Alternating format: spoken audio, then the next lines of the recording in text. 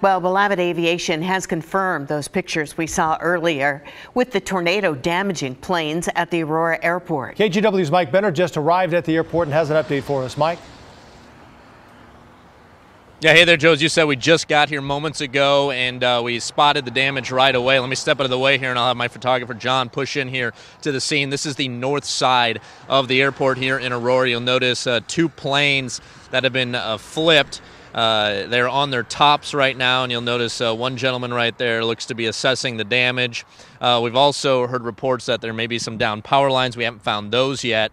But other than these two planes, we have not seen any damage out here. In fact, it's a pretty sunny afternoon now, although there are some gnarly clouds in the sky as we speak. But again, the only damage that we've seen, and now you're looking at some pictures from Aurora Fire, are of the flipped planes. We understand from the National Weather Service that a team is on the way here, and they will assess the damage, determine if this was in fact a tornado, and if so, just how big of a tornado it was. Was it EF0, EF1, so on and so forth.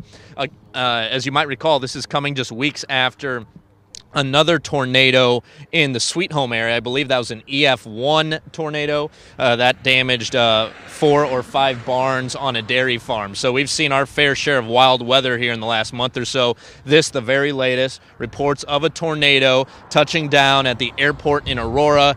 Again, as you're just seeing there, 2 planes flipped. We'll stay on scene here, try to talk with witnesses, and have more coming up at 6 o'clock. For now, back to you.